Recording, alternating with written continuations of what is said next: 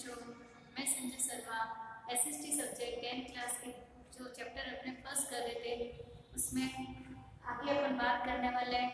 अपन ने बात की थी मौर्य प्रशासन के बारे में और किस तरीके से एक शक्तिशाली साम्राज्य था, किस तरीके से समाहर्ता नाम का एक व्यक्ति था, 6 समितियों का अपन उसमें अध्ययन किया था। उसके आगे अपन बात करने वाले हैं सैन्य व्यवस्था की। तो मौर्य प्रशासन के अंदर सैन्य विभाग जो थे वो 6 समितियों के अंदर बटे हुए थे, यानी 6 प्रमुख समितियां हुआ करती थी और प्रत्येक समिति के में 5 विभाग थे। यानी जो ये 6 समितियां थी इसकी प्रत्येक समिति के अंदर कितने विभाग थे? 5 विभाग थे जो अलग अलग तरह की सेनाओं का प्रतिनिधित्व करती थी। इनके समय में पैदल सैनिक, अश्व सैनिक, हाथी सैनिक, रथ सैनिक और नौ सैनिक, 5 तरह की उनके पास सेनाएं हुआ करती थी। पैदल सैनिक जो है पैदल चलकर युद्ध लड़ने वाले, हथियार लेकर। अश्व का मतलब घोड़ा, जो घोड़े होते हैं उन पर बैठकर युद्ध करने वाले सैनिक। उसके बाद में हाथी और उसके बाद में हाथियों पर बैठकर युद्ध करने वाले, रथ पर बैठकर और नौ सैनिक जो जल के अंदर, जो अपन जल के अंदर जैसे बड़े बड़े जहाज के अंदर बैठकर सेना युद्ध करती है।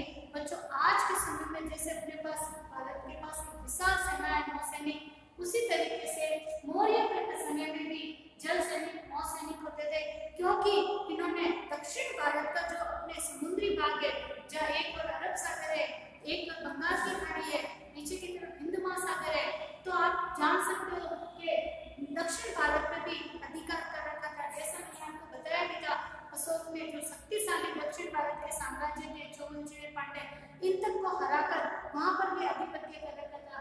तो इस तरीके से दक्षिण भारत में भी विशाल साम्राज्य हो जाने के कारण ये अपने पास में नौ सैनिक यानी जल सेना भी रखते थे। इसके अलावा एक अंतपाल नाम का एक व्यक्ति होता था, एक पद होता था, जिसका कार्य सैनिक प्रबंधन, यानी ये जो सेना है 5 तरह की, इनकी देख-रेख करने का अधिकारी था, इनकी देख-रेख करता था। यानी इससे संबंधित जो भी सूचना राजा को देनी होती थी तो ये एक प्रमुख पद हुआ करता था और इसके द्वारा राजा तक सारी सूचनाएं जाती थी। ये समझ लो इन 6 समितियों के ऊपर अगर कोई एक पद होता था बड़ा, यानी अंतपाल का पद होता था। ठीक है, अच्छा, इसके अलावा मेगास्थनीज की जो इंडिका, अपन ने इस पुस्तक का नाम पहले ले रखा है, मेगास्थनीज के द्वारा लिखी गई पुस्तक थी जो इंडिका नाम से जानी गई।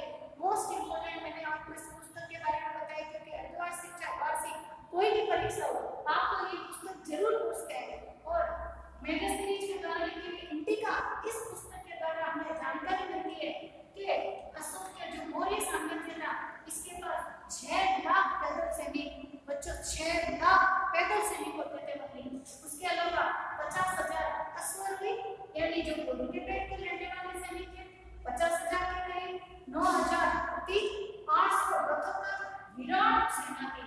आप देख सकते हो कि इतनी बड़ी सेना इनके पास, जहाँ 6 लाख का केवल और केवल पैदल सैनिक, आप इनकी संख्या देखकर पता लगा सकते हो इनके पास कितनी विराट सेना थी, यानी कितना विराट साम्राज्य था। केवल सेना को रखने से कुछ नहीं होता बच्चों, इसका प्रबंधन, इनका खाना पाना, इनके पास हथियार होने चाहिए युद्ध में लड़ने जाते समय। इसके अलावा जो इनके पशु है, हाथी है, घोड़े है, उनको भोजन आदि करवाना, घास वगैरह खिलवाना, उनकी चिकित्सा, उनकी देखभाल, और उसके बाद में जो उन पर बैठ के लड़ने वाले सैनिक, उनके पास हथियार। तो इस तरीके से आप देख सकते हो कि वह सेना रखने का कितना खर्चा आता होगा, यानी अपन जान सकते हैं कि इनका कोष में कितना शानदार था और इतनी शानदार इनकी सेना थी। इसी कारण छोटे मोटे राजा तो डर के ही चुप बैठ जाते थे, सामने हथियार ही नहीं उठाते थे और इस तरीके से एक विशाल साम्राज्य के ऊपर ये शासन कर पाए मौर्य वंश। अच्छा, उसके बाद में बात करेंगे ये न्याय व्यवस्था की। तो जो न्याय व्यवस्था थी वो भी बहुत बढ़िया थी। अगर अपन उस समय की न्याय व्यवस्था देखें और आज की न्याय व्यवस्था की तुलना अपन बहुत आसानी से कर सकते हैं। जिस तरीके से वर्तमान में अपन की न्याय व्यवस्था 2 भागों में बटी है, बिल्कुल उसी तरीके से उस जमाने के अंदर भी अपन देख सकते हैं 2 तरह से 2 भागों में बटी हुई थी। और पहला था धर्मस्थयी और दूसरी थी कंटशोधन। धर्मस्थयी जो थी इसके अंदर दीवानी अदालत, जो वर्तमान में अपन जिसको अपन दीवानी अदालत कहते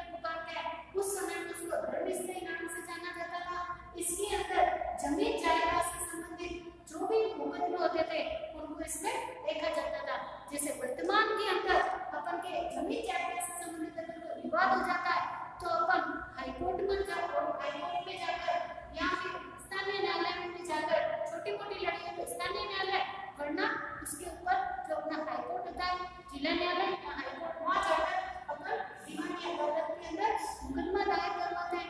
इसी तरीके से उस समय धर्म स्थायी नाम का एक विभाग था। उसके अलावा दूसरा जो था कंठ शोधक के अंदर फौजदारी अदालत, जैसे अपने वर्तमान के अंदर फौजदारी अदालतें होती है, यानी जिला फौजदारी मुकदमे दायर करवाए जाते हैं, चाहे वो जिला न्यायालय हो, चाहे वो उच्च न्यायालय हो, चाहे वो सुप्रीम कोर्ट हो, तो यहाँ पे भी स्थानीय न्यायालय हो।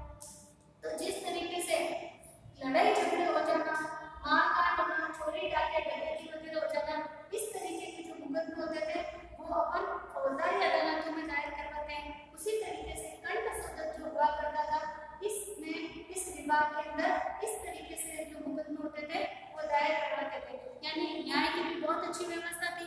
इस तरीके से अपन ने देखा कि मौर्य वंश, चंद्रगुप्त मौर्य जो बड़ा शक्तिशाली, जैन धर्म को मानने वाले, बिंदुसार शैव धर्म को मानने वाले, और उन्होंने भी अपने साम्राज्य का विस्तार किया।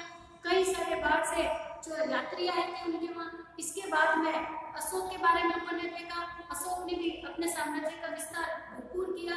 कलिंग के युद्ध के बाद में जो है हमेशा के लिए युद्ध नीति त्याग दी, और इस तरीके से इतिहास में अशोक महान के नाम से ये जाने गए।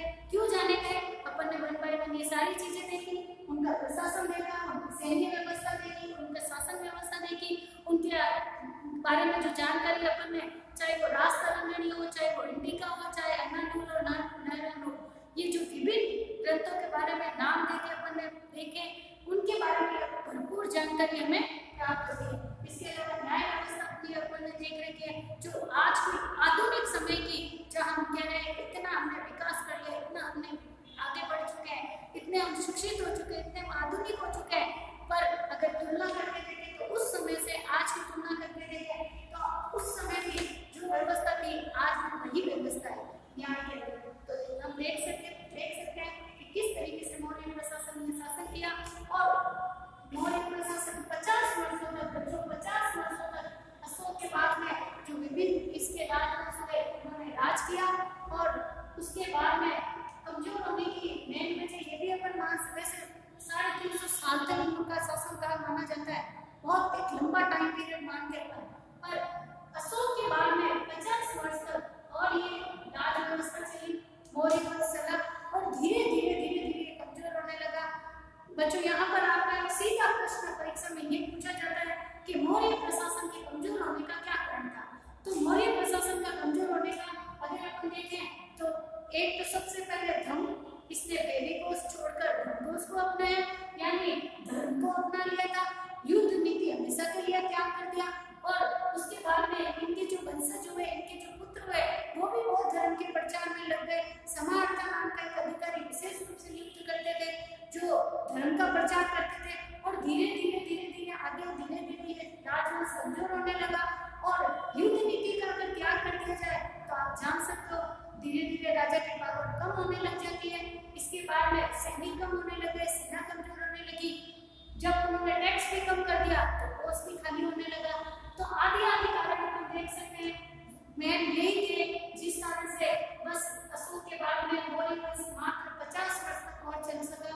उसके बाद में अंतिम राजत्व थे रत्न थे, अपन उनकी भी बात की थी कि अंतिम राजत्व थे रत्न थे, और रत्न के जो थे सेनापति थे। जब उन्होंने देखा कि ये रत्न तो बहुत ही कमजोर है, युद्ध के लायक नहीं है, और सेना को भी ज्यादा कोई युद्ध लड़ना नहीं, कुछ नहीं, पोस्ट खाली, पावर नहीं, तो इस तरीके से जब उनका कमजोर राज देखा तो उनको पद से हटाकर स्वयं राजा बन बैठे, और इस तरीके से एक नए वंश की स्थापना हुई जिसे शुंग वंश के नाम से जाना गया।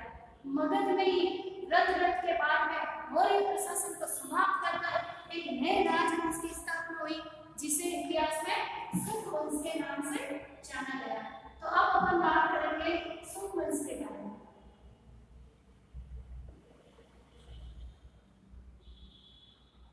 देखिए बच्चों, शुंग वंश के स्थापना 885 ईसा पूर्व के अंदर पुष्यमित्र शुंग नाम के जो सेनापति थे,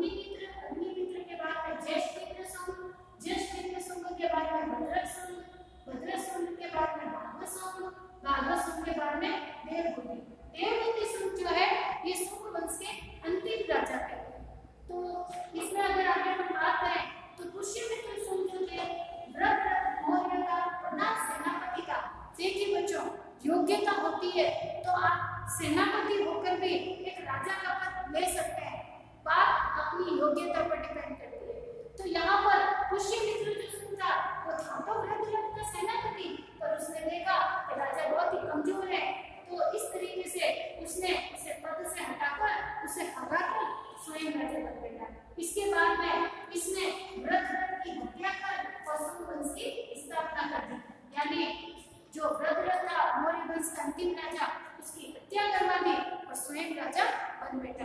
देखो बच्चों, पहले राजा बनने के दो तरीके होते थे। एक राजा बनने का तो सीधा सीधा तरीका था जिसमें राजा का बेटा राजा, राजा का बेटा राजा, तो इस तरीके की शासन व्यवस्था थी। और दूसरी व्यवस्था ये थी जिसे योग्य व्यक्ति होता था वो राजा की हत्या कर स्वयं राजा बन बैठता था। तो इस तरीके से यहाँ इसने इसकी हत्या की और शुंग वंश की स्थापना की।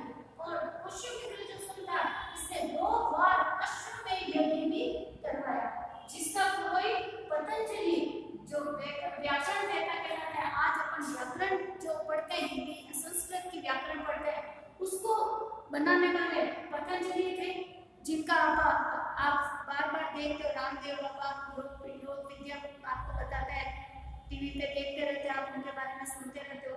तो इस तरीके से पतंजलि जो थे व्याकरण वेता, वो उसके अश्वमेध यज्ञ के मुख्य पुरोहित थे, यानी पूरा यज्ञ करवाने वाले थे।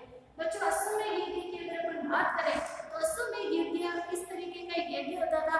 राजा अपनी शक्ति को चारों तरफ बताने के लिए इस तरीके का एक यज्ञ करते थे, और यज्ञ होता था तब तक राजा भरपूर मात्रा में दान पुण्य करता था।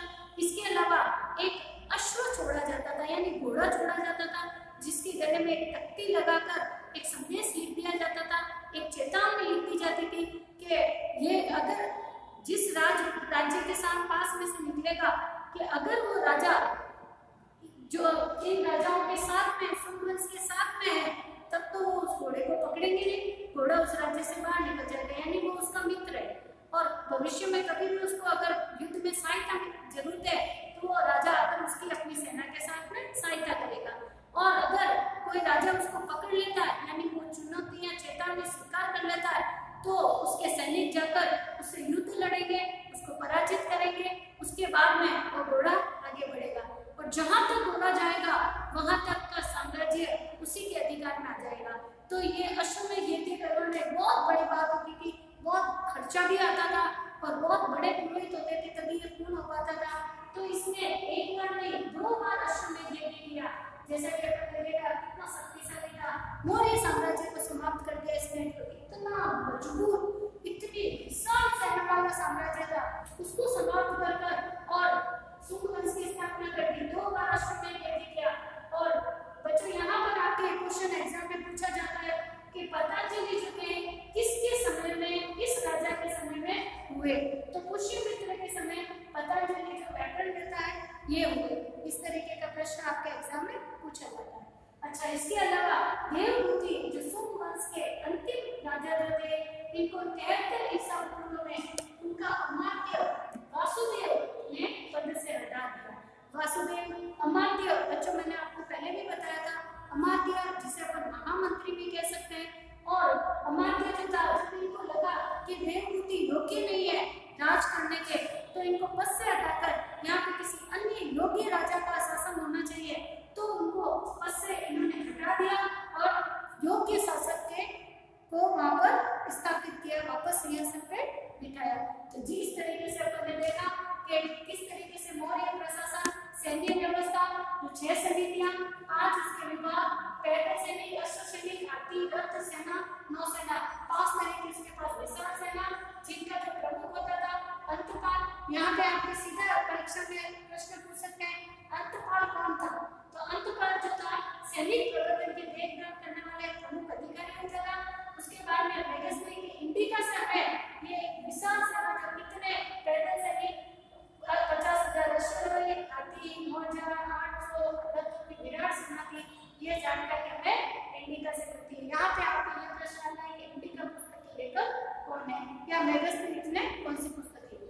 इसके अलावा न्याय व्यवस्था में अपन ने देखा धर्मस्थली और खंड सौदे 2 तरह के न्यायालय अदालतें थी। दीवानी, जिसको अपन वर्तमान धर्मस्थली को दीवानी से तुलना कर सकते हैं, खंड सौदे को वर्तमान की फौजदारी अदालत से तुलना कर सकते हैं। उसके बाद में अंतिम राजा वृत्रथ की हत्या कर शुंग वंश की स्थापना की। और शुंग वंश जो पुष्यमित्र शुंग थे, उसके प्रधान सेनापति थे वृत्रथ के, जिसकी हत्या कर एक